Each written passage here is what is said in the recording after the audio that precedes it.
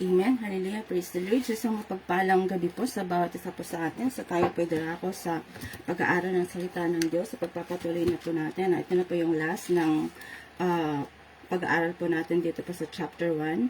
Sabi po dito sa verse 8 to 10. Basahin ko. Sabi niya, kung sinasabi natin tayo'y walang kasalanan, dinadaya natin ang ating sarili at wala sa atin ang katotohanan. Subalit, kung ipinapahayag natin ang ating mga kasalanan, patatawarin tayo ng Diyos sa mga ito at lilinisin tayo sa lahat ng ating kasalanan sapagat siya'y tapat at matuwid.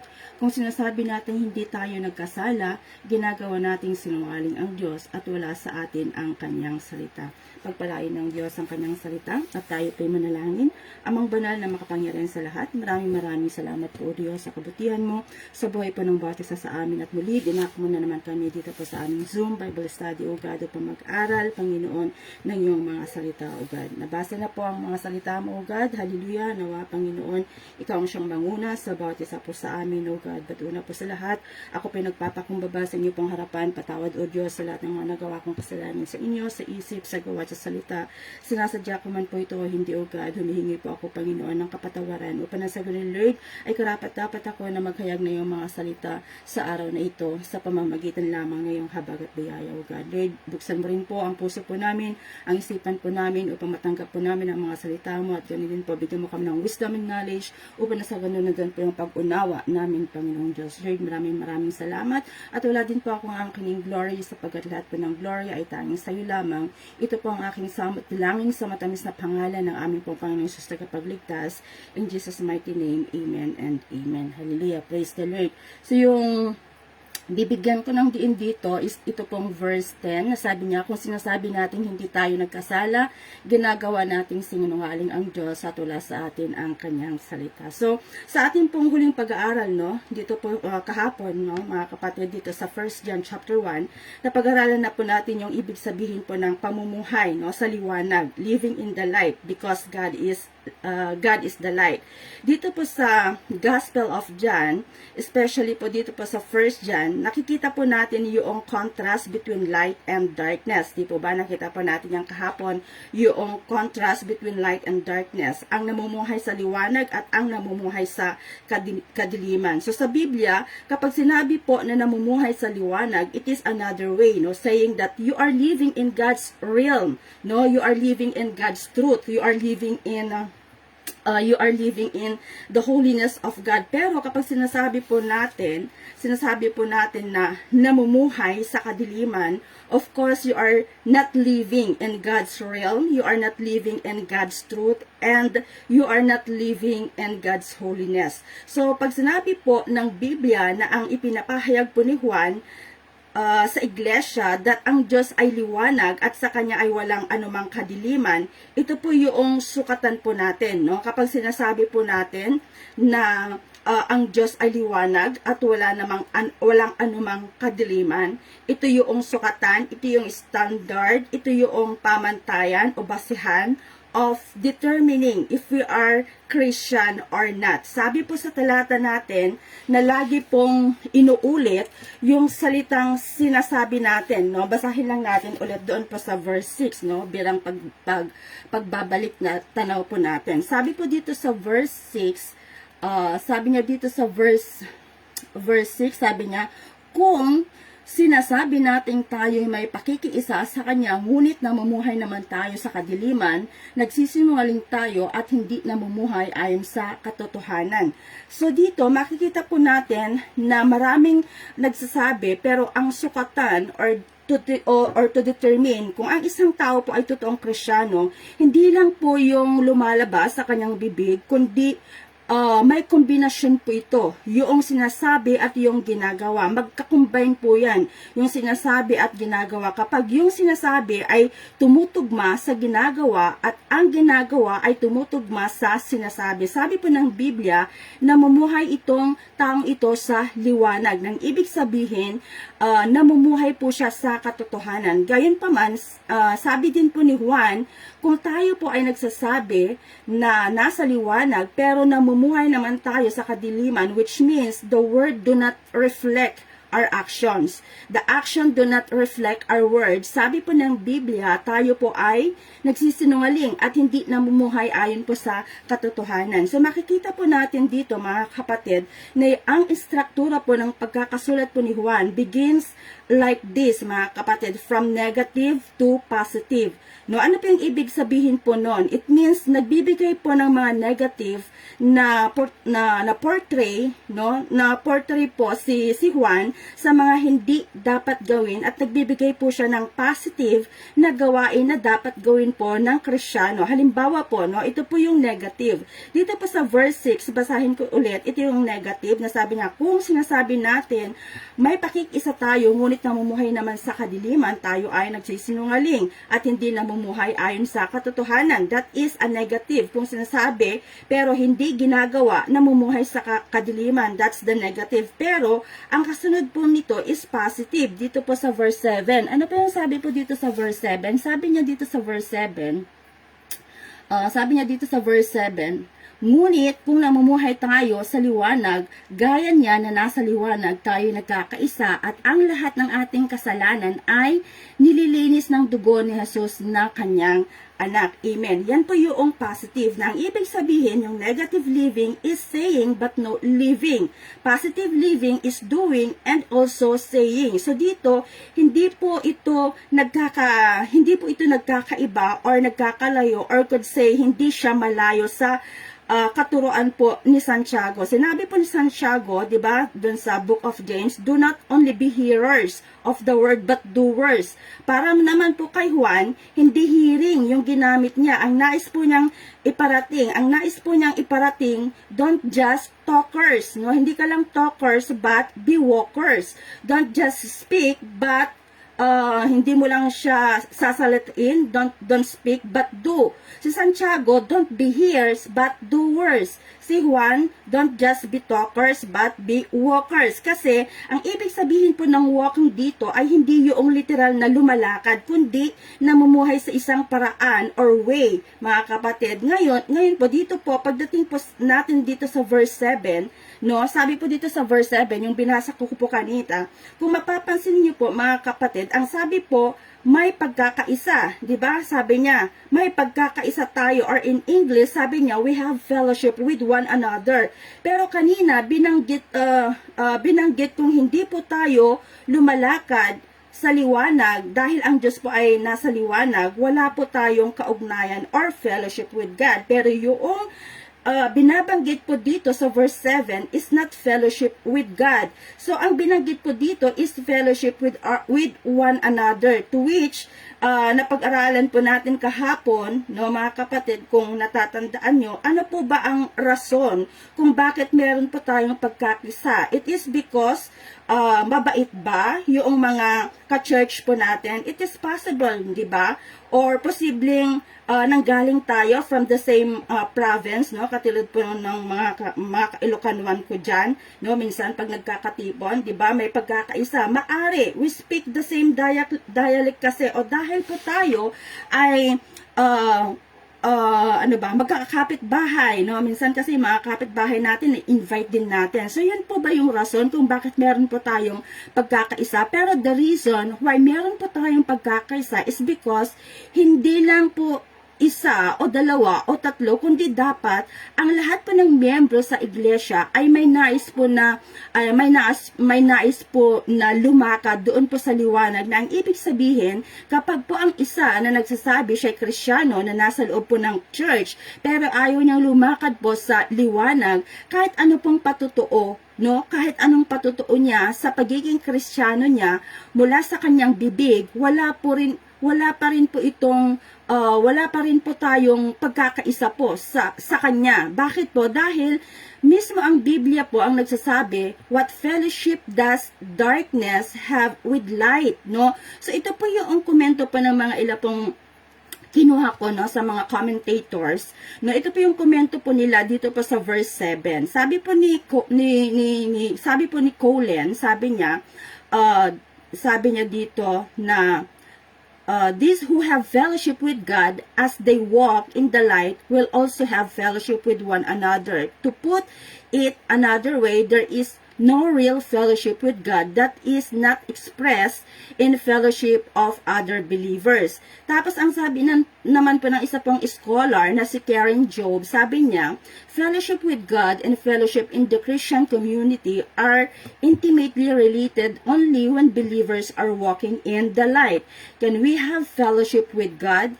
The fellowship that is embodied, sabi niya dito, as fellowship with one another, sabi niya. And yung sinabi naman po ni I. Howard Marshall, sabi niya, the false teachers whose opinions he is quoting and refuting in those users, sabi niya, in those verses boasted of their fellowship with men. Pero para po kay Juan, no, dito po sa Book of John, para po kay Juan, gusto po niyang ipaalala, no, gusto pong ipaalala ni Juan sa kanila that they cannot have fellowship with God, or sa atin na din na bumabasa ng Book of John, na ipinapaalala niya na we cannot have fellowship with God unless we have fellowship with God. No, mga kapatid, we cannot have fellowship with God unless they have fellowship with other Christians. At yung pong dagdag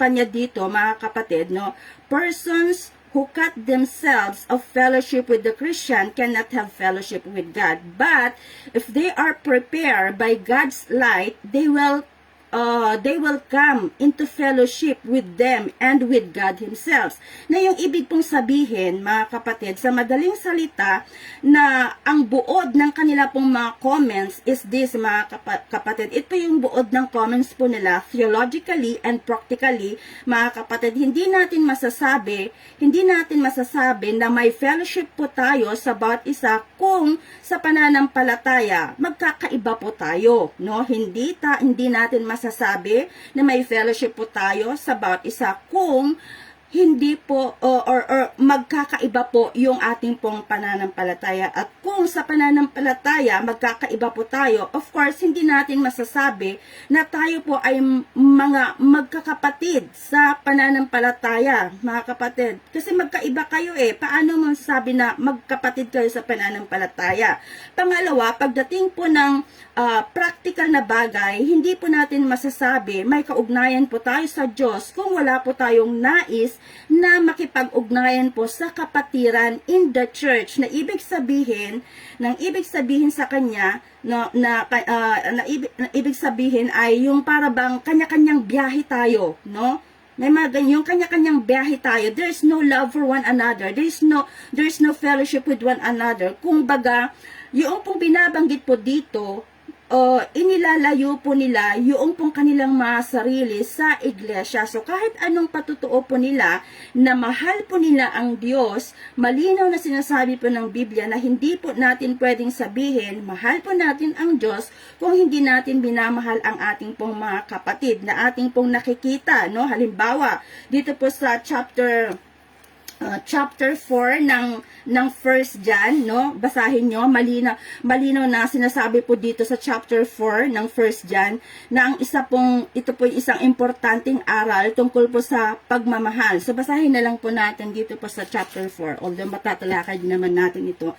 Dito pa sa chapter 4 ng 1 John 20 verse 21. Dito sa 20 verse 21, sabi niya dito sa 20, anong sabi niya? Ang nagsasabing iniibig ko ang Diyos, subalit napupot naman sa kanyang kapatid, ay sinungaling. Kung ang kapatid na kanyang nakikita ay hindi niya magawang ibigin, paano niya maiibig ang Diyos na hindi niya nakikita? Ito ang utos na ibinigay sa atin ni Kristo. Ang umiibig sa Diyos ay dapat ding umibig sa kanyang mga kapatid. So yung word po dito na love ay napaka-importante po, mga kapatid, sa aklat po ng 1 John. Bakit po? Because may situation po dito sa 1 John kung saan nagkukulang yung mga nagsasabing sila'y Kristiyano. No? Halimbawa, ilang beses pong ginamit po ni Juan yung salitang pag-ibig.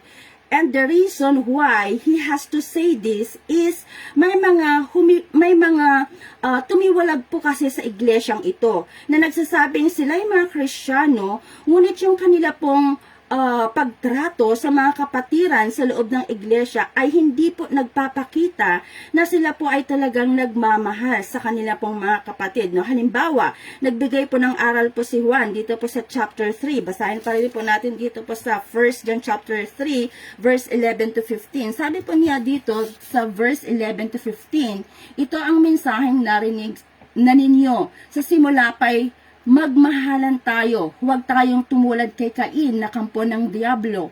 Pinaslang niya ang kanyang kapatid. Bakit? Sapagkat masama ang kanyang magawa, ngunit matuwid ang magawa ng kanyang kapatid. Kaya nga mga kapatid, huwag kayong magtaka kung kinapupuotan kayo ng sanlibutan. Nalalaman nating lumipat na tayo sa buhay mula sa kamatayan sapagkat iniibig natin ang mga kapatid. Ang hindi umiibig ay nananatili sa kamatayan. Mamamatay tao ang napupuot sa kanyang kapatid. At nalalaman ninyong ang buhay na walang hanggan ay wala sa mamamatay tao. So kapag hindi ka pala umiibig, no? Maituturing kang mamamatay. So dito, no mga kapatid, napakalinaw na yung sinasabi po ni Juan kanina sa 1 John, dun po sa 1 John chapter 1 is very, very clear. And what is the clarity of that verse? That kapag nasa liwanag po tayo, ay nagmamahal po tayo sa Diyos. Pero, kapag ang tao ay puro salita lang, pero yung sinasabi po niya ay hindi tumutugma sa kanyang action, kahit anong sabihin po niya, kahit gaano pa siya katagal sa iglesia, pero deep inside, mga kapatid, ay wala silang, deep in their hearts, ay wala po silang pagmamahal sa mga kapatiran in the church. So, lumalakad pa rin po siya sa kadiliman. Wala po tayong mababasa sa Biblia na ang tupa po is independent, di ba? Wala pa tayong mababasa dito pa sa Bible na ang isa pong tupa is independent. Alam niyo po ba yung ibig sabihin po ng independent na tupa? It is made up Christian praise in terms na, in simply na, it means na I'm a Christian, tupa ako ng Diyos, parang ganun yung sinasabi na I'm a Christian, tupa ako ng Diyos, but I don't have fellowship, no? Hindi siya nakikipag-fellowship, hindi siya nag-i-involve in people of the church, hindi siya nakikipag-involve sa mga kapatiran, no?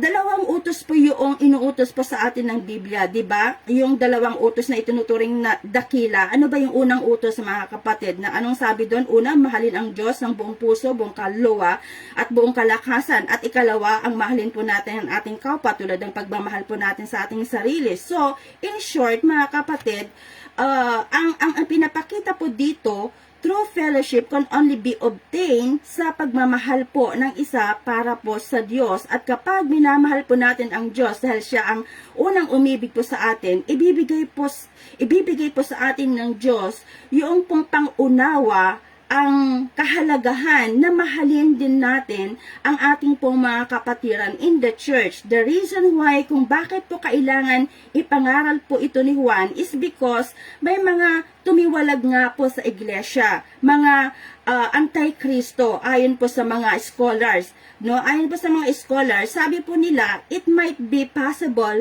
na sila po ay dating nagtuturo sa church, pero dahil lumitaw yung kanila pong pagiging anti-Kristo, yung kanila pong pagtrato sa mga kapatiran in the church ay hindi na po makadiyos, and there even might be some references and clues that yung mga tumiwalag po dito sa iglesia ay nagtuturo na pwedeng magpatuloy sa kasalanan at hindi po yan mag-a-affect ng ating pong relasyon sa Diyos. Now, how do we know this, mga kapatid? Kasi kung babalikan po natin yung chapter 1, doon po sa verse 8, 1 John chapter 1, verse 8. Sabi po dito sa 1 John chapter 1, verse 8, balikan lang po natin yung pinasa ko kanina. Sabi po dito, kung sinasabi natin tayo walang kasalanan, dinadaya natin ang ating sarili at wala sa atin ang katotohanan. Sabi niya po dito sa English, if we claim to be without sin, we deceive ourselves and the truth is not in us. So, bakit po sinabi po ni Juan ito? Because, Because there were some that possibly ay naniniwala na wala silang ginagawa na masama na possible sa kanila pong pananaw. May kaugnayan sila sa Diyos, pero yung pong kanilang ginagawa ay hindi labag sa utos po ng Diyos. In other words, self-righteousness. No, yung kanila pong ginagawa, hindi po nila nakikita yung kanilang kalagayan sa espiritual. Akala nila, no, kasi maraming ganyan, akala nila tama yung kanilang ginagawa, pero kung ipapantay po ayon po sa instruction po ng Biblia, ang kanila pong ginagawa ay hindi po tama. So sabi po ng Biblia, kung sinasabi natin wala po tayong kasalanan, now it doesn't mean that yung mga nagtuturo or yung mga nagsasabi na tumiwalag dito, they are not saying na wala silang kasalanan by nature, kundi it seems to imply that yung kanila pong action that is ongoing ay hindi kasalanan. For example, hindi kasalanan na iwanan ang mga kapatid, o hindi kasalanan na manatili sa puot, o hindi kasalanan na tanggapin si Kristo bilang Mesyas, hindi kasalanan na si Kristo po ay nagkatawang tao. Therefore, hindi ko kailangan tanggapin dahil hindi naman siya kasalanan. Pero sinasabi po ni Juan, yung mga nagsasabing hindi ito kasalanan, ano po, una, ay dinadaya po nila yung kanila po mga sarili. No? In the Bible po, there are 3 places na makikita po natin, just for example, kung paano po madadaya ang tao. Unang-una ay ang ating pong mga puso. Kung natatandaan po ninyo yung sinabi po ni Propeta Jeremias, yung nabasa nyo na po ang Book of Jeremiah, na ang puso po natin ay napakasama. At dahil po napakasama ng ating pong mga puso, dinadaya po tayo nito. Na ang ibig sabihin, kapag ang emosyon ng ating pong mga puso ang pinapairal po natin at hindi po ang salita ng Diyos, saan po tayo dadalhin ng ating pong puso? Ang sabi po ng Biblia, ang ating mga puso, sabi niya, when we have emotions, when we love, kapag ang puso po natin ay hindi binantayan ng salita ng Diyos, ng ating puso ay magmamahal sa ibang bagay kaysa po sa ating pong Panginoon. Nasabi po ni Pablo, for the love of money is the root of all evil. Sabi din po ni Juan, love not the word, for all is in the word is lust of the flesh, lust of the eyes, and pride of life. Sabi din po ni Kristo, you cannot love 2 masters. Tumutukoy po yun sa pera. Sa madaling salita, kapag ang puso po natin ay nadaya, dadalhin po tayo nito sa ibang direction or destination. Pangalawa, after Jeremiah says, the heart is deceitful, ang nandadaya din po sa ating pong mga sarili ay yung pong nabanggit po ni Santiago, tulad po nito kung babasahin po natin ang Santiago or James chapter 1 verse 22. Basahin lang po natin sa James, no? James chapter 1. Sabi niya dito sa James chapter 1 verse 22, mamuhay kayong ayon sa salita ng Diyos. Kung ito'y pinapakinggan lamang ninyo ngunit hindi isinasagawa, dinadaya ninyo ang inyong sarili. Na ang ibig sabihin, mga kapatid, ang taong nag-iisip sa kontento na yung kanyang ginagawa para sa Panginoon, sapat na yung kanyang ginagawa kahit hindi siya sumusunod sa Panginoon, ligtas pa rin siya. Pero ang sabi po ng Biblia, ang mga taong nakikinig lamang pero walang nangyayari sa kanilang buhay, walang pagbabago, walang pagbabago, walang nais na mahalin si Kristo, walang nais sa salita ng Diyos, walang nais na ipakita yung kanila pong pananampalataya bilang totoo sa kanila pong gawa, dinadaya lang po nila yung kanila pong mga sarili. Tulad po natin, no? Tulad po natin, mga kapatid, may mga nakakausap po tayo sa labas, tulad ng ating pong mga halimbawa, mga minamahal na Katolikong Romano, yung mga Catholic na kaibigan natin, yung iba naman, mga huwad na relihiyon, like for example lang, like Jehovah's Witnesses, sasabihin po nila, pagkatapos po natin ipahayag yung magandang balita, yung mabuting, pag nagpapahayag na po sila ng magandang balita, sasabihin nila na mabuting tao na ako, ayos na ito, na so nakikinig sila sa sinasabi ko, kaya lang hindi bumabaon sa kanilang puso, no? Pasok sa kanan, yung parang gano'n, pasok sa kanan, sa kanang tenga, tapos labas sa kaliwang tenga. At dahil po mas tinatanggap po nila yung kanila pong paniniwala, hindi talaga sila nakikinig from ear to heart, no? Dinadaya po nila yung kanila pong mga sarili, yung mga namumuhay sa 'di ba? Yung mga kabaklaan po natin ngayon, mga LGBT, yung mga kabaklaan na yan, biologically lalaki sila, pero dahil yung puso ay madaya, dinadaya nila yung kanilang mga sarili by thinking sila ay pusong babae. O yung mga babae naman, biologically speaking, pero in their hearts, sinasabi nila, lalaki ako. So dinadaya nila yung kanila pong sarili, at pati na din yung mga 'di ba, yung mga atheists, no? Ayon po sa Romans chapter 1, kung babasahin niyo po ang Romans chapter 1, no? Sinusugpo po nila yung pong katotohanan po ng Diyos na mula po sa kalikasan, walang Diyos, walang Diyos. Yun po yung sinasabi po nila. So dinadaya po nila yung kanila pong mga sarili, no? Meron pong isang atheist na binanggit po ni R.C. Sproul, na nagkaroon po sila ng isa pong discussion, of course malumanay po na discussion, and tinatawag po niya, sabi po niya, saan nanggaling ang ating saan sinukob, sabi po ng scientist kay Sproul, sabi po ng scientist na atheist, nanggaling ito sa Big Bang. So tinanong po siya ulit ni R.C. Sproul, saan nagmula yung Big Bang? Nagmula yan sa mga elements and atoms that formulate over time, and then sabi niya, and then yung force came, and all of a sudden sumabog na lang siya. So tinanong po ulit siya ni Sproul, ni R.C. Sproul, saan nang galing yung atoms and force?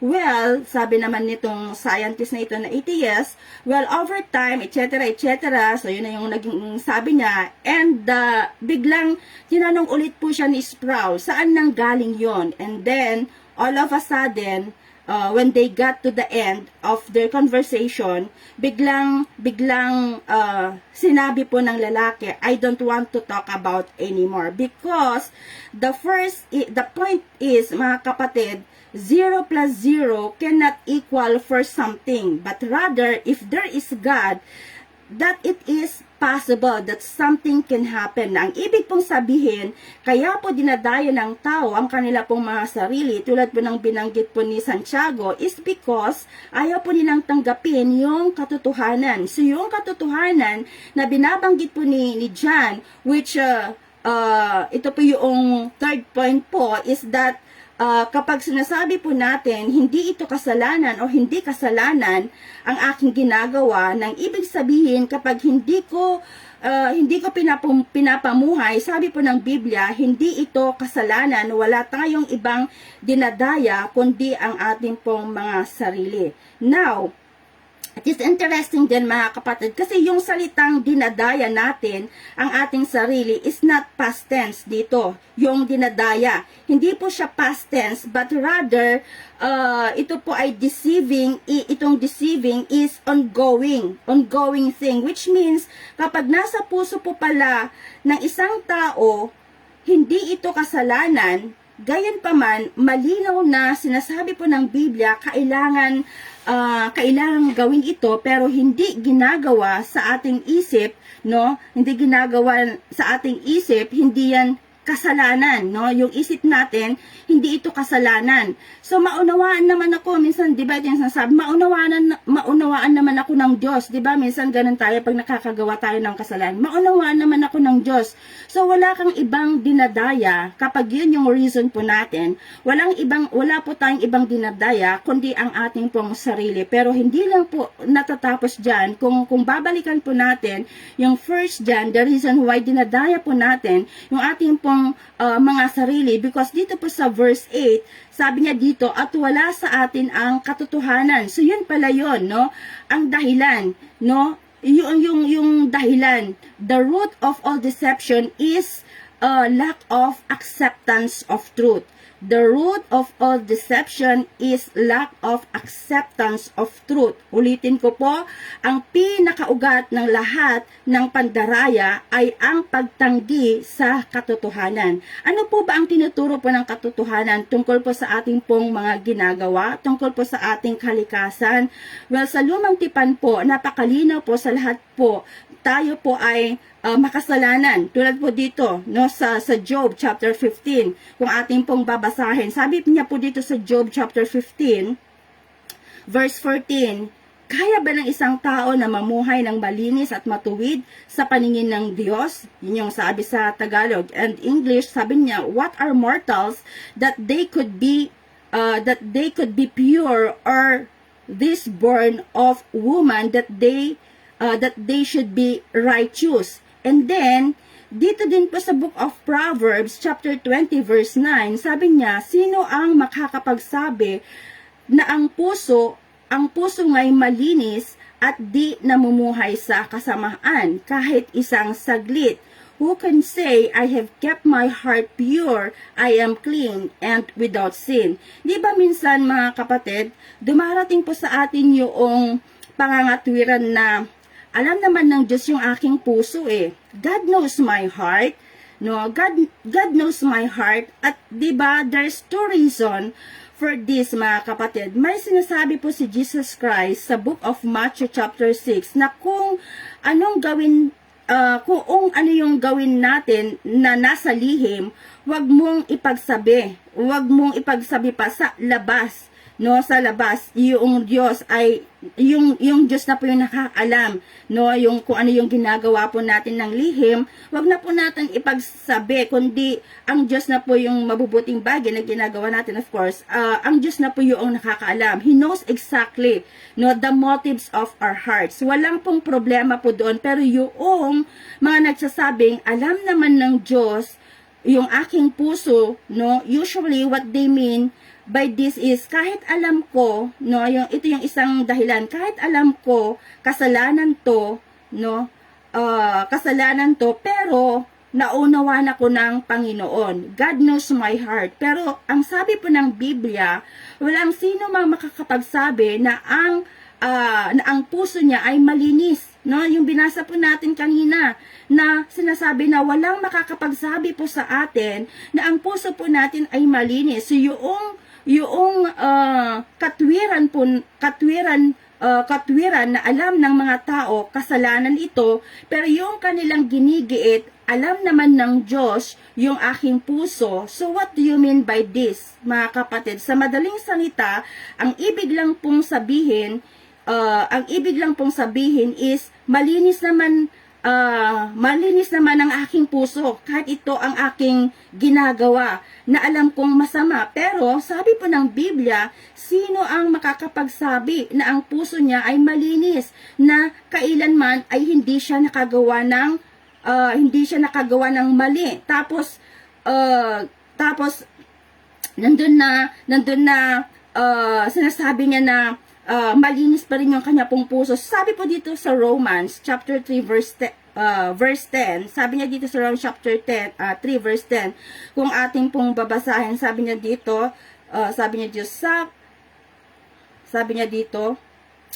gaya nga ng sinasabi sa kasulatan, walang matuwid sa paningin ng Diyos, wala kahit isa. Walang nakakaunawa tungkol sa Diyos, walang nagsisikap na makilala siya ng lahat.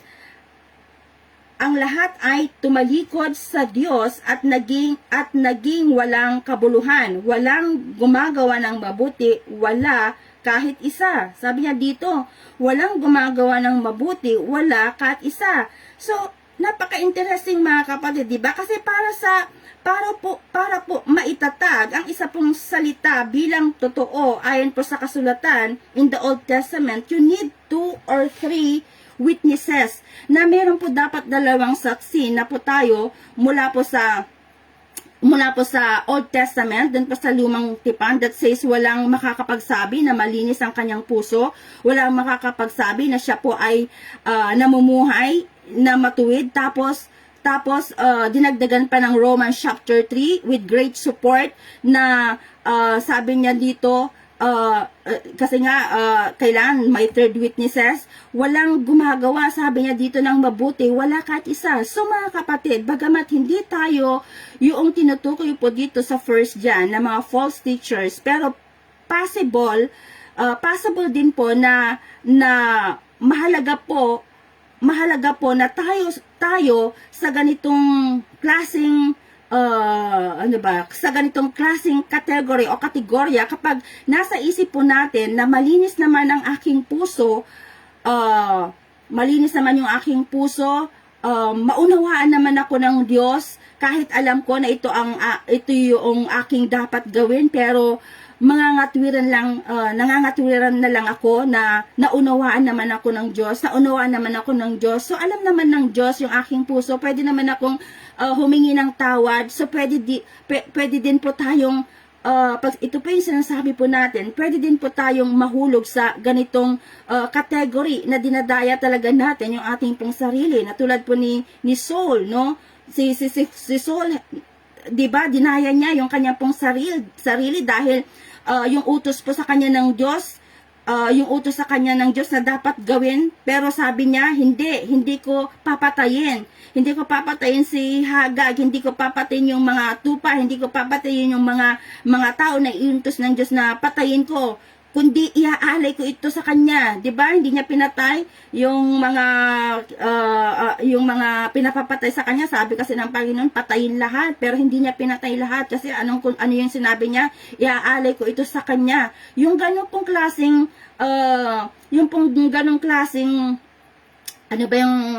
pangangatwiran ay nagsasabi na hindi ito kasalanan, gagawa pa ako ng sarili kong paraan. Yung gumagawa po tayo ng sariling paraan upang mapaglingkuran po natin ang Diyos, no? Pero sabi po ng Biblia, ang nagsasabing wala siyang kasalanan, wala siyang dinadaya, kundi yung kanyang sarili. Bakit po? Dahil wala po sa kanya yung katotohanan, na yung ibig sabihin, mga kapatid, kapag ang salita po ng Diyos, which is God, truth, and standard, hindi po natin matanggap, ayaw natin sundin, at may ibang paraan po tayo na pananaw, na lihis sa Biblia, at sinasabi natin, hindi ito kasalanan, ito yung pahayag po ng Diyos sa atin. Ito yung sinasabi po ng Diyos sa akin, no? Di minsan ganun yung sabi natin na wala naman sa Biblia. So, dinadaya po natin yung ating pong sarili. Bakit po? Dahil wala po sa atin yung salita ng Diyos, that's the negative. Ito naman po yung positive. No, basahin po natin dito po sa 1 John 1:9. Sabi niya po dito sa 9, sa verse 9, sabi niya dito, sa verse 9, yung binasa ko kanina, subalit kung pinapahayag natin ang ating mga kasalanan, patatawarin tayo ng Diyos sa mga ito at lilinisin tayo sa lahat ng ating kasalanan sapagkat siya'y tapat at matuwid. Amen. So, madalas, lahat po tayo, all of us, nabasa na po natin ito, no? We read it, madalas ginagamit po natin ito, no? Nagagamit po natin ito pong verse 9 ginagamit din po natin ito for example sa evangelism, no? Kapag nag-i-evangelize tayo, minsan kapag tumanggap po yung isang taong hindi pa nakakakilala kay Kristo at narinig po niya yung ebanghelyo, and then we use this verse na kung tatanggapin mo ang Panginoon at ipagtatapat mo sa Kanya ang iyong kasalanan, di ba? Ganun tayo. Patatawarin ka, which is perfectly fine. Tama naman yon, no? Wala pong problema doon. Kasi, pangako po ito ng Diyos sa mga willing mag-confess sa kanila pong mga kasalanan. Pero yung unang contextual, yung konteksto po nito, the first contextual reference, ay hindi po ito sa hindi mga mananampalataya. Ang 1 John 1:9, kung babasahin po natin yung konteksto po nito, ay hindi po ito para sa mga hindi mananampalataya, kundi sa mga nagsasabing sila po ay mananampalataya. Ibig sabihin mga kapatid, hindi porket naging Kristiyano po tayo, hindi na po tayo pwedeng mahulog sa kasalanan. Araw-araw, masasabi po natin na lahat po tayo talaga ay nagkakasala. But here's another question. Kasi may mga tension po sa Biblia, no? Maaring sabihin po ng iba, sasabihin po ng iba, here's the tension. Kung tayo pa ay Kristiyano, kung araw-araw po tayo nagkakasala, ano na lang yung pinagkaiba natin sa mga taong nagpapatuloy sa kasalanan na wala namang kaugnayan kay Kristo? Ito po yung pagkakaiba sa dalawa mga kapatid. Bagamat tayo pa ay nagkakasala every day dahil nga po because of lack of knowledge, or because hindi tayo ano ba yung ibig kong sabi, hindi tayo nagbantay, or whatever the case might be, hindi tayo nananatili sa kasalanan, na yung ibig sabihin, humihingi po tayo kaagad ng tawad sa Diyos, no? For example, no, Panginoon, bakit ko nasabi yon? Di ba, pag nagkakasala tayo, ito yung pagkakaiba natin, no, sa mga hindi po Kristiyano, na bagamat tayo talaga mga Kristiyano, no, nagkakasala, no, halimbawa, no, nakasabi po tayo ng hindi maganda, di ba nandun yung pagsisisi po natin kaagad na, Panginoon, bakit ko ba nasabi yun sa aking asawa? Bakit ba yun lumabas sa aking bibig? Bakit ba nagawa ko yon? So, bagamat nagkakasala po tayo, dahil nananatili po tayo sa makasalanan na laman na ito, humihingi po tayo ng tawad sa Diyos dahil sumasa atin po yung banal na espiritu, no? Kinokorek po niya tayo, no? Anak, mali yung ginawa mo. Bakit mo nasabi yon? So, humihingi po tayo ng tawad kaagad. Pero, yung pagkakaiba po natin sa mga tao sa labas na walang kaugnayan kay Kristo, ay kahit po magkasala po sila araw-araw, minsan natutuwa pa sila at hindi pa po sila lumalapit sa liwanag, kundi lumalapit pa sila doon sa kadiliman. Dahil mahal po nila yung kadiliman, That's the difference, mga kapatid. No, ito po yung difference, no, mga kapatid. So, sabi po ni Juan, kung ipinagtatapat po natin, the word confession or confess plays a huge part in the Bible, no? Halimbawa, sinasabi po ni Pablo doon po sa book of Romans chapter 10, 'di ba? Sabi niya doon na if you will confess that Lord Jesus Christ, that God, sabi doon, that God raised from the dead, you will be saved. And then sinabi po ni Santiago din, sa tuwing kayo'y magtitipon, if you will confess to one another yung mga kasalanan ninyo sa bawat isa, then the Lord will heal you when you pray together. No, tulad po ni David dun po sa lumang tipan, 'di ba? Pinagtapat po niya yung kanya pong kasalanan dun po sa Psalms 51. No, kung babasahin niyo po ang Psalms 51, napakaganda po, no? When we give on to say only against you, sabi niya dito sa O Lord, you, O God, sabi niya, have I sinned? Sabi niya, create in me a clean heart. Sabi niya doon, O God, sabi niya, created me, kaya may kanta tayo, created me a clean heart, O God. So, then po kinuha yung pong Psalms 51, mga kapatid, kasi nag-confess po talaga ito pong si David ng kanya pong nagawang kasalanan sa kanya pong pangangalo niya at doon po sa ginawa niyang bagamat hindi siya yung asawa po ni ano bang pangalan nun, yung asawa ni Bathsheba, no, 'di ba? Pinapapatay din po niya, no. So napakalaki po yung ginawang kasalanan po ni David. Pero pinatawad po siya ng ating Panginoong Diyos because nagkaroon po siya ng totoong confession, no. Totoong confession sa ating Panginoong Diyos. So, yung confession po ay madalas po natin makikita po sa Biblia. Pero dito, bagamat tumutukoy po ito sa mga nagsasabi na sila ay Kristiyano, no, sa araw-araw po tayo na sabi na natin, nakikipagdigmaan tayo laban po sa ating laman, no, laban po sa ating kasalanan, laban po sa mundo at laban kay Satanas. Of course, we do sin, no. Yung pangako po ng Diyos sa atin is this: if we will just confess our sin, nang ibig sabihin kung yung mga tumiwalag sa pananampalataya, yung tumiwalag sa pananampalataya, yung kanilang pagtrato sa kanilang mga kapatiran, yung kanilang mga tinuturo na si Kristo ay hindi nagkatawang tao kung sila yung nagsisisi at sasabihin nila, Panginoon, no, malaki yung aking ginawa, mali yung aking itinuro, humihingi po kaagad ng tawad. Sabi po ng Diyos sa Biblia, patatawarin po sila ng Panginoon. At bakit po sila patatawarin ng Diyos? Because yung pong pagpapatawad po ng Diyos sa atin, sa sino mang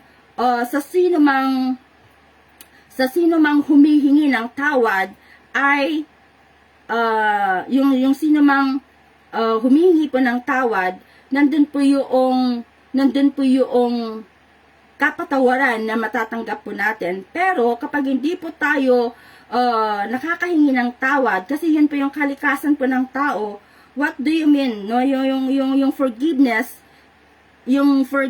po nito is not based on yung pagpapatawad po kasi ng Panginoon, no? 'Di ba may mga tao na yung forgiveness po kasi ng Panginoon is not based on our tears, no? Hindi po base doon. He is at may dalawang bagay po kasi na binanggit po dito mga kapatid, that represent what God is. Yung sabi po ng Biblia, maasahan po natin na tayo po ay patatawarin, or in English sabi niya doon, He is faithful, di ba? Sinabi niya diyan, siya po ay mapagkakatiwalaan, siya po yung maasahan, siya po yung tapat, no? Doon po sa Lumang Tipan, doon sa Old Testament, malinaw na sinasabi po ni Moses, God is faithful, no? God is faithful, loving kindness, no? Yun po yung sinasabi po ng Old Testament, compassionate, no? And second, siya po ay compassionate sa first, ano ba yun? Doon ano sabi, second, third, and fourth generation. Yun yung sabi po ni Moses sa mga tao na humihingi po ng forgiveness. Sabi naman po ni Pablo, God is faithful, who will not, sabi niya who will not allow you to suffer more than what you are able to endure. So dito, maasahan natin na ang Diyos na kahit anong sama na nagawa po natin, kapag tayo pa ay lumapit sa Kanya na may pagpapakumbaba, dahil po ang Diyos ay tapat sa Kanya pong sarili, no? Tapat po siya sa Kanyang anak, no? Tapat po siya na ama. And then yung pangatlo po dito, tapat po siya sa Kanyang sarili at maging sa Kanya pong salita, patatawarin niya po tayo, mga kapatid. So si David po, no?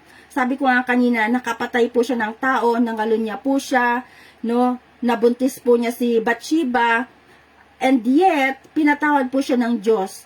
Sino pa yung mga so sinasabi din po na sinasabi din po ni Haring Solomon, no? Halimbawa si Haring Solomon din, 'di ba? Si Haring Solomon din po ay makita din po natin kung babalikan po natin yung buhay po ni King Solomon, no? Pinatawad din po siya ng ating pong Panginoong Diyos, no? Kahit na siya po ay nagpatayo ng mga, ano ba yung ginawa ni Solomon? Nagpatayo po siya ng mga maraming rebulto, no? Nagpatayo po siya ng mga Diyos-Diyosan dahil nga po sa kanyang mga asawa, no? Dahil nga po yung kanyang puso ay dinaya ng kanyang mga asawa, which the Bible says na hindi dapat siya mag-asawa ng mga hindi po niya kalahi o katipan. Yung mga inasawa po niya ay mga prinsesa, yung prinsesa po ng iba't ibang kahiraan, pero sumasamba po sa mga Diyos-Diyosan, pero pinatawad pa rin po siya ng ating pong Panginoong Diyos. At the last day, no, kung babasahin po natin ang Book of Ecclesiastes, nakita din po natin doon yung pagsisisi po ni Solomon, kaya siya po ay pinatawad ng ating pong Panginoong Diyos, no? Maging si Pedro, yung napag-aralan po natin, no, sa Book of John, di ba? Dinanay din po niya yung ating pong Panginoon 3 times, no? Dinanay niya yung ating pong Panginoong Diyos. Pero at the end of the day, no, makita po natin, no, dahil sa 3 times siyang dininay, 3 beses din po siya tinanong ng Diyos, do you love me? Do you love me? Do you love me, Peter? Bagamat hindi sinabi ng Biblia that Jesus forgave him, but the implication, mga kapatid, no, are so strong na talaga na sinasabi po ng Biblia mismo na si Kristo po ay talagang pinatawad niya yung pinatawad niya po si Pedro. Kaya sinabi niya kay Pedro na pakainin mo yung aking mga tupa, pakainin mo yung aking mga tupa. Na ang ibig sabihin noon, mga kapatid, pastoral ministry. No, that's not yun yung magiging ministry niya, na siya isang magiging pastoral ministry, na hindi ito yung pag-deny niya sa ating Panginoon, hindi ito magdi-disqualified sa kanyang pagiging pastoral ministry, because yung pong sabi ng Panginoon, may grace, yung grace po ng Panginoon is sufficient, mga kapatid. So dito, sinasabi po ng Biblia na kahit anong sama ng tao, no, katulad po ng mga ibinigay kong na example, sina David, sina Samson, sina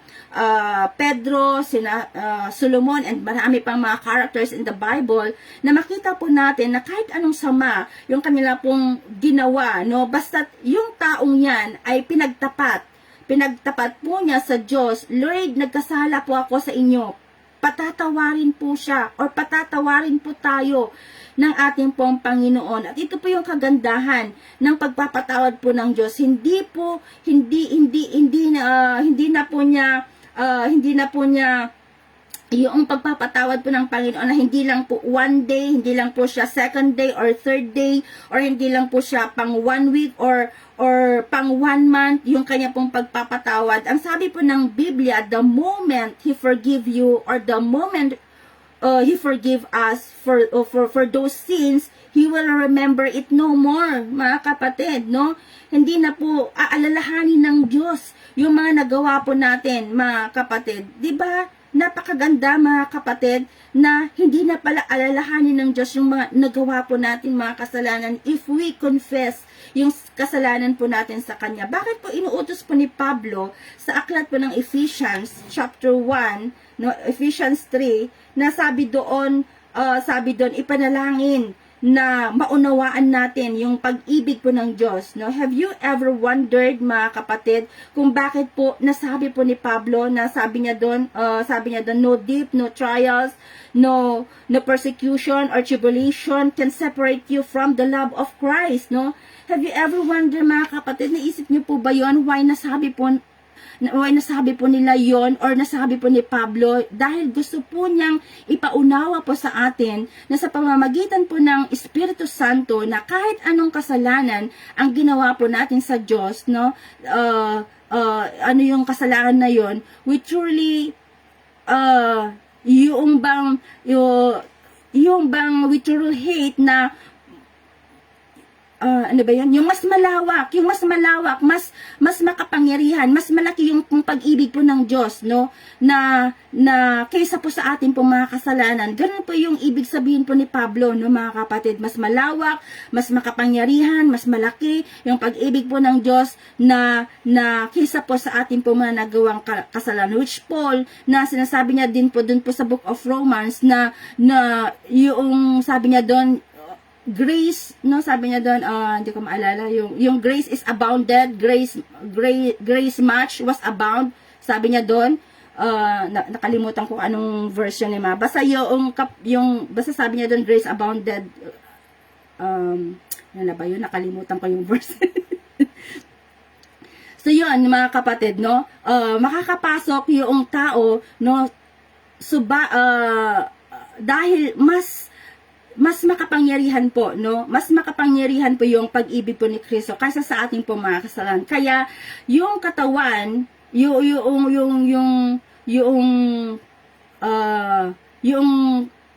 katawan po natin, no?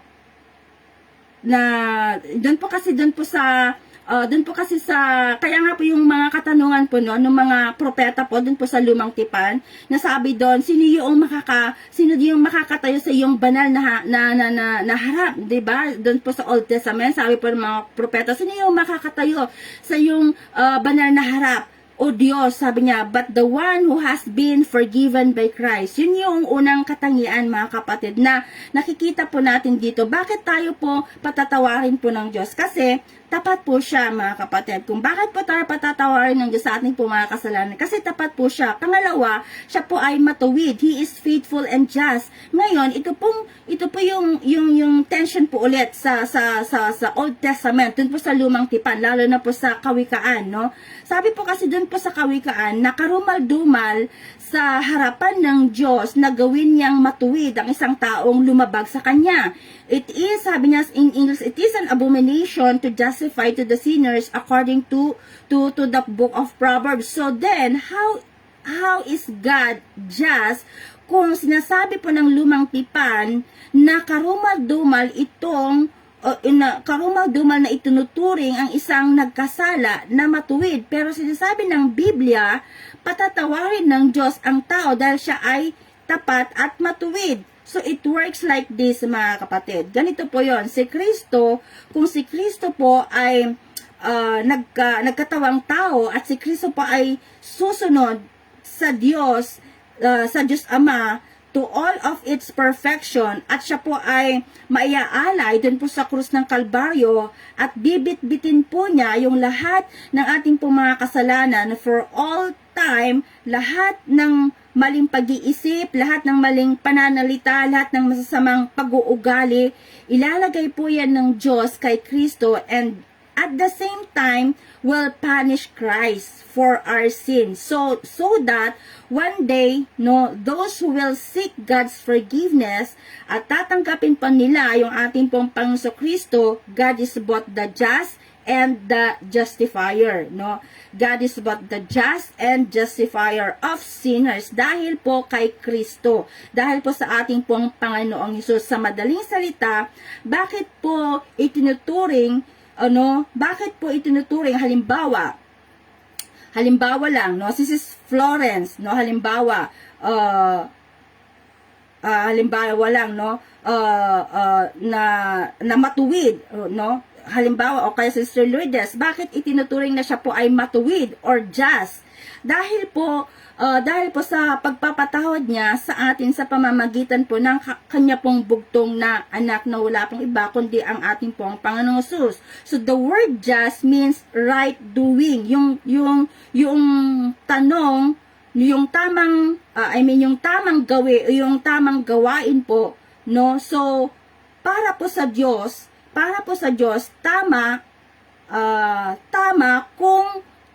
tama na patawarin itong si Sister Lourdes or Sister Florence, itong makasalanan na taong ito, dahil po ano ba yung ibig ko bakit po tama na sila po ay patawarin? Dahil humihingi po sila ng tawad, no? Humihingi po sila ng tawad sa ating pong Panginoong Diyos, at tinanggap po niya yung ating Panginoong Hesus bilang kanilang Panginoon at tagapagligtas. So, tinanggap po nila yung bugtong na anak po ng Diyos. Pero, yun po yung kailangan pong malaman po ng tao. Yun po yung kailangan pong malaman ng tao, na kahit anong iyak ng tao, kahit hagulgol pa siya, no, na pumunta sa altar, iyak siya ng iyak doon, kung hindi po siya hihingi ng tawad sa Diyos at tatanggapin si Kristo bilang kanyang Panginoon at tagapagligtas, no, kahit anong awa pa niya sa harapan ng Diyos, hindi po siya patatawarin, because the only way God can forgive man is through our Lord Jesus Christ, no? Through the mediator. It's through our Lord Jesus Christ, na kahit umiyak siya ng maraming beses, na tulad po ni Judas, 'di ba? Si Judas Iscariote, nagsisi siya po, 'di ba? Umiyak din siya, nagsisi siya sa kanyang sarili. Hindi siya nagsisi sa Diyos. Kasi may mga taong ganun na kapag sila po ay nakakagawa ng kasalanan, no, umiiyak po sila sa kanilang sarili, nagsisisi po sila sa kanilang sarili kung bakit po nila nagawa yun, pero hindi po sila nagsisisi sa Diyos, no? So posible na ang tao po ay magsabi na, Lord, I am sorry, pero kung hindi niya tatanggapin si Kristo, hindi niya handang ibigay yung kanyang buhay kay Kristo, God can't forgive him. Ulitin ko, mga kapatid, kahit na sabi natin, Lord, sorry, pero hindi mo siya tatanggapin, hindi mo siya iibigin, no, or hindi mo ibibigay ang buhay mo kay Kristo, God can forgive you, mga kapatid. Kasi dahil kailangan natin mabuhay sa anak po ng Diyos. Kailangan po natin siya i-accept si Jesus Christ sa ikapagpapatawad po ng ating pong kasalanan, na yung kaligtasan na ay libre sa mga tao po yan. Libre po yan sa atin. Libre po yan na ibinigay po ng Diyos. No? Pero in order to live in Christ, that is a demand of God. Kung gusto mong mapatawad ka sa iyong kasalanan, gusto mo na pumasok ka sa kaharian ng Diyos, ibigay mo yung buong buhay mo sa Diyos. Kailangan ibigay po talaga natin yung buong buhay po natin sa Diyos. Kahit humingi ka pa ng tawad, pero hindi mo naman ibinibigay yung buhay mo kay Jesus, hindi pa rin tayo patatawarin ng Diyos, dahil ang tunay na pagsisisi is yung tunay po na pagsisisi is to live your old life and live your life now to Christ. Yun po yung tunay na pagsisisi, mga kapatid. To live your old life and to live your life now to Christ. Yan yung ibig sabihin po ng pagsisisi. Hindi yung kada linggo, Lord, I am sorry. But the next day, hindi mo maibibigay yung sarili mo, yung buhay mo. True repentance is yung turning away from the old life and living now for Christ. Yan po yung ibig sabihin ng pagsisisi, mga kapatid. So dito, nang binanggit po ng Biblia, kung ipagtatapat natin sa Diyos ang ating mga kasalanan, no? Kung ipagtatapat po natin yung ating po mga kasalanan, it's more than just saying, Lord, I am sorry. But yung sorry po na yan ay galing talaga sa kaibuturan po ng puso po natin, at hindi lang sa labi. So not just saying, but in action. Kapag nangyari po yan, ang sabi po ng Biblia, maasahan po natin at lilinisin tayo sa lahat ng uri po ng kasamaan, dahil matuwid po siya na Diyos. So in another question, mga kapatid, how do we know na pinatawad na po tayo ng Diyos? How do I know? No, maaaring ang tanong natin, how do I know that God forgive me? Paano ko malalaman na pinatawad na ako ng Diyos? Well, ito po, mga kapatid, it begins with faith, mga kapatid. Do you believe that Jesus Christ has the power to forgive you?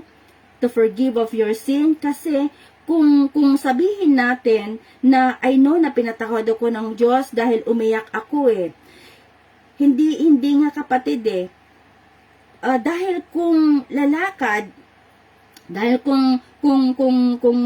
at magtitiwala lang po tayo sa ating pong nararamdaman, no? Sa nararamdaman po natin, what would happen, no? Kung manhid po tayo, halimbawa, manhid po yung ating halimbawa lang, yung mga nerve system po natin, wala po tayong maramdaman. You never know that God is forgiving you. Pero kung tayo po ay naniniwala by faith, no, Lord, kahit wala akong nararamdaman, but deep down in my soul, I am broken. At tinatanggap ko yung salita na hindi pwedeng bumalik na walang kabuluhan. I believe you have forgiven me. And then the next step, na bunga po yun, after you take it by faith, the greatest evidence na pinatawad ka ng Diyos because of repentance, may transformation. Meron po tayong transformation na nangyari po sa ating pong buhay. You will know na pinatawad ka ng Diyos of what happened the next time. So ngayon, do you believe that our Lord Jesus Christ has forgiven you? Naniniwala po ba talaga kayo na tayo po talaga ay pinatawad na ng Diyos sa ating pong mga kasalanan? If so, ano po yung gagawin po natin? Kung alam po natin na pinatawad na po tayo ng Diyos sa ating pong mga kasalanan, ano po yung gagawin po natin? Hindi mo ba ibibigay yung buhay mo kay Kristo?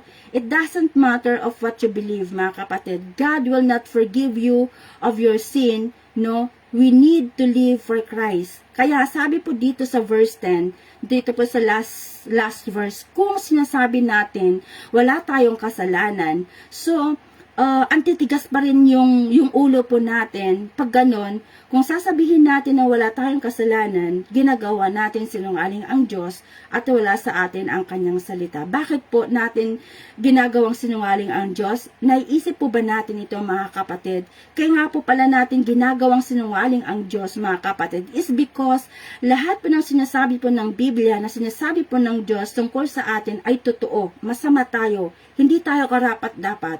Wala tayo dapat tayong maipagmamalaki sa Kanya. Pero kung hindi natin tinatanggap yon, ginagawa natin sinungaling yung ating pong Diyos. Alam niyo po, pinag-iisipan ko din po ito ng malalim, no? What else yung affected kapag nasasabi po natin na wala tayong kasalanan. At napagtanto ko po na sa akin pong sarili na kapag pala sinasabi natin, mga kapatid, na wala tayong kasalanan, ay inaatake po natin yung pong katangian po ng Diyos, that He forgives people of their sins. So ano po yung ibig sabihin po nun, mga kapatid? By nature, God is a forgiving God, mga kapatid. Yun po yung nature ng Diyos.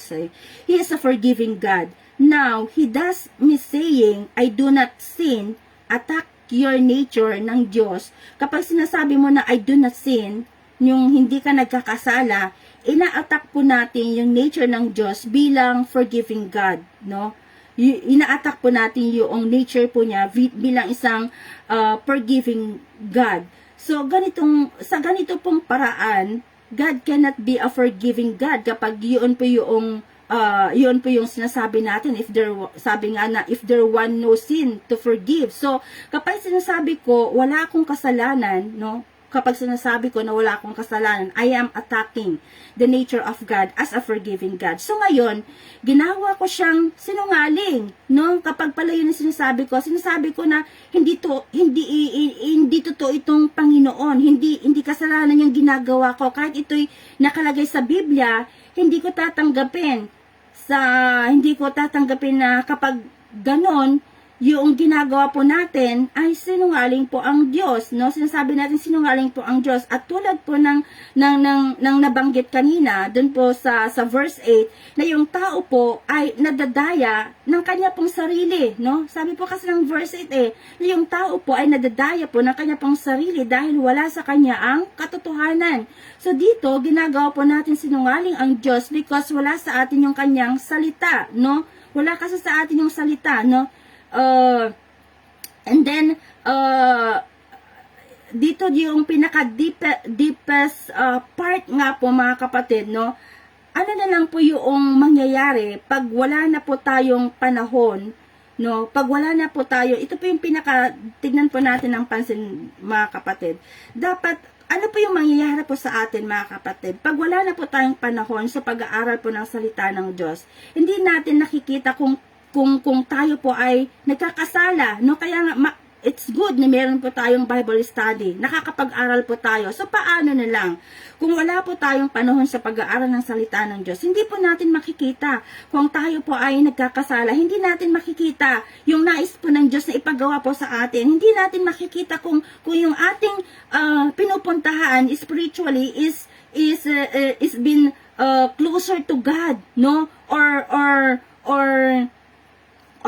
ito yung magpapalayo sa atin sa Panginoon. Ngayon, pag sinabi po natin, yung ating pong sarili na makinig na lang makinig na lang tayo sa preaching without studying the Word of God, hindi ko sinasabi na mali ang makinig sa preaching, but we need talaga, mga kapatid, we need to study the Word of God, no? Kailangan po talaga natin ng pag-aaral, no? Mga kapatid, listening to preaching is good. Ito po ay mabuti, no? Hindi ko pa sinasabi na mali, but we need to still know the Bible. Kailangan pa rin po natin malaman yung Bible. Yung iba naman yung ayaw po nilang basahin yung Biblia eh. Kasi minsan ang tao sinasabi niyang Kristiyano siya pero wala siyang panahon na basahin ang Biblia. Ayokong basahin ang Biblia. Makikinig na lang ako sa audio Bible.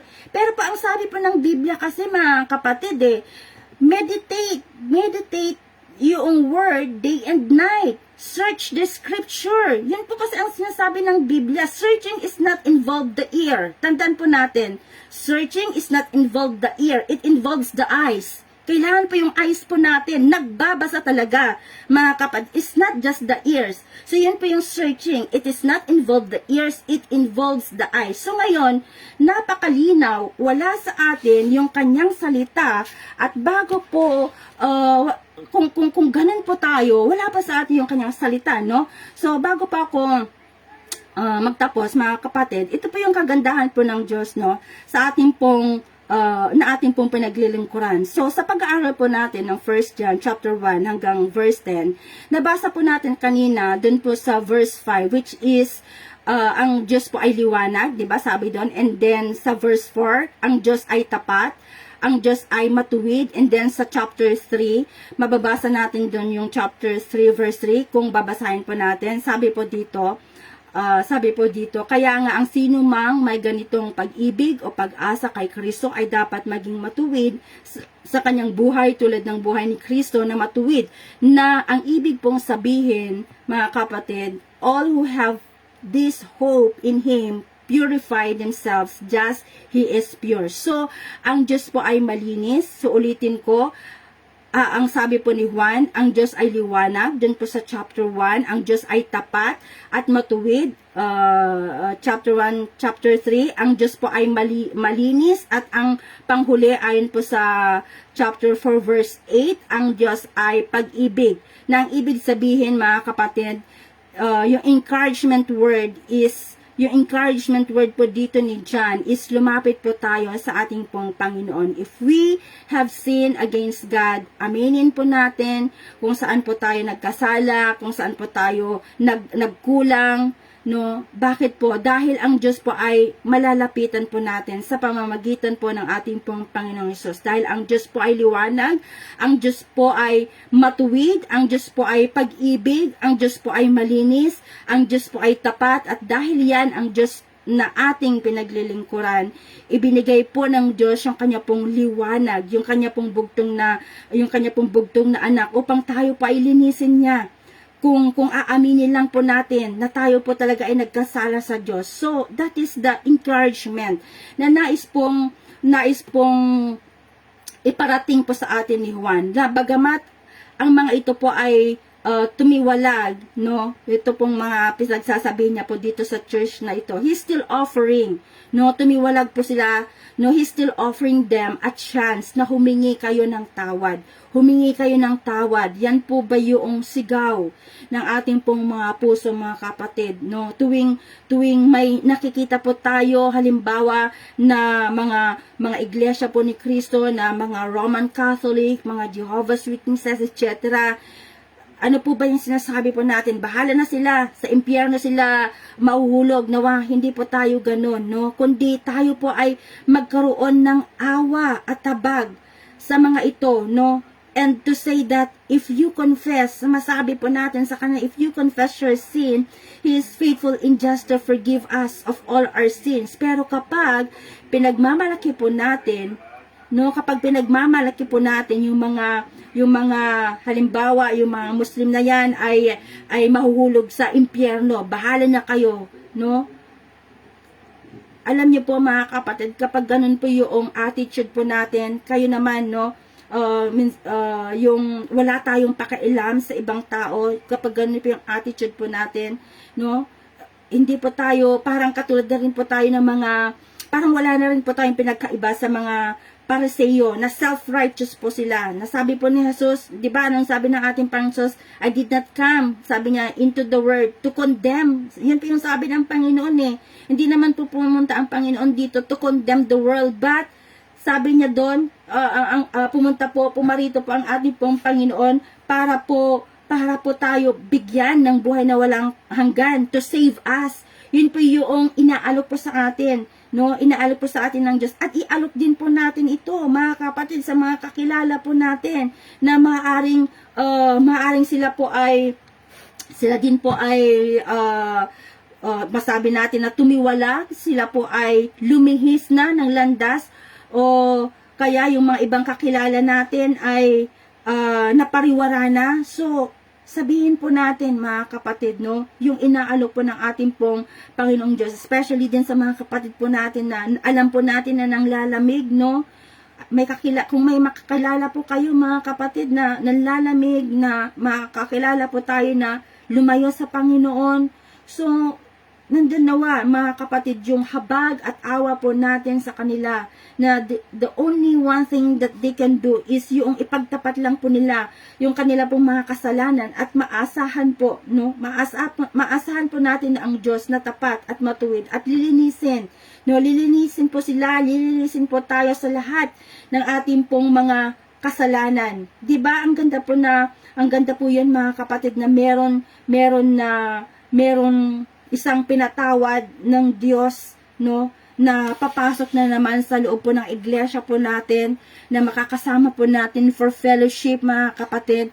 So, tayo po bilang mga mananampalataya, no, sa kanya pong na tinatawag po na kinatawan ng ating pong Diyos, no, yung Diyos po natin sa Biblia, He is a forgiving God, but what He does forgive is our confession, no, yung requirements ng Diyos. No, ang Diyos po natin ay mapagpatawad, pero yung requirements po ng Diyos is only to confess. No, confess po natin yung sarili, yung kasalanan po natin, of course, with humility, no? Kailangan po yung humility natin, no? Yung nandun po dapat na na sabihin po natin na nag-fail po tayo, no? Ma-recognize po natin yung mga pagkakamali po natin, no? Ano man yung ating pong kalalagayan, no? Spiritually, mga kapatid. Ano man po yung kalagayan po natin ngayon. Ako, nagkakasala din ako everyday. But, lahat po tayo, no, nagkakasala. But, yung requirements lang po, no, sabi po ng 1.9, ito po yung 1.9 mga kapatid. Alam niyo po, ito pong 1 John 1.9, ito po ibinigay po sa atin na mga mananampalataya talaga mga kapatid. Ibinigay po niya sa atin that if we confess our sin, He is faithful and just to forgive us and cleanse us all our unrighteousness and iniquity. So I do believe mga kapatid na meron po tayong natutunan sa pag-aaral po natin ng Book of John mula po sa verse 1 hanggang 10 at ang chapter 2 po ay, I think, si Sister Lani ata ang naka-assign sa chapter 2, no? So, next week ay tayo po ay nasa chapter 2 na. So, yan po ang huling bahagi po ng pag-aaral po natin dito po sa 1 John chapter 1, verse 1 to 10. So, tayo po ay manalangin. Amang banal na makapangyarihan sa lahat. Salamat po Diyos sa iyong mga salita na naihayag ngayong gabi. Pagpalain mo ang mga salitang ito na napakinggan, Panginoon, ng mga kapatid ko, Lord. Kung may mga hindi man po ako naipaliwanag na maayos o Diyos, patuloy na yung banal na Espiritu, Panginoon, na siyang kumilos sa bawat puso at kaisipan ng mga kapatid ko na magpaunawa po sa kanila, O God, sa iyong mga salitang ito, O God. Lord, we thank you, Panginoon, patuloy, O Diyos, na kami po yung nagpapakumbaba sa inyo, Panginoon. Ano man po yung nagawa po namin, pagkukulang at pagkakamali sa inyong harapan, O God. Buong puso po kami, Panginoon, na humihingi, Panginoon, ng tawad sa inyo. Patawad, O Diyos, sa lahat ng aming pong mga pagkakamali. At tulungan mo kami, Panginoon, na mamuhay, Panginoon, ayon po sa inyong katwiran at ayon po sa inyong pong kalooban, O God. Lord, we thank you. Ito po ang aking samad dalangin sa matamis na pangalan ng aming pong Panginoon sa tagapagligtas. In Jesus' mighty name, amen at amen. Back to you, host. Amen. Hello po, atas ni Sir Rosalie. Ayan. Salamat po sa inyo pong channel po sa amin sa gabi pong ito. Anong agong na po ang topic natin, the confession, no? And bago po tayo magpatuloy, mga kapatid, ay tinatawagan ko po yung mananalangin para sa ating sharing sa gabi pong ito. Ayan. Hallelujah. Tingnan ko lang po. Ang mananalangin ay ayan, meron siya na ako eh. Nalimutan ko na, okay? Sa ating pong si Sis Ophelia. May time po kay Sis Ophel. Mag-pray po sa ating sharer. Available po ba kayo, Sis Ophel?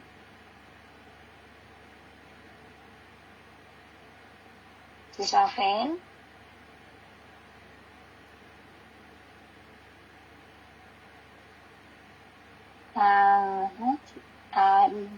Parang busy po ata Sister Ophel.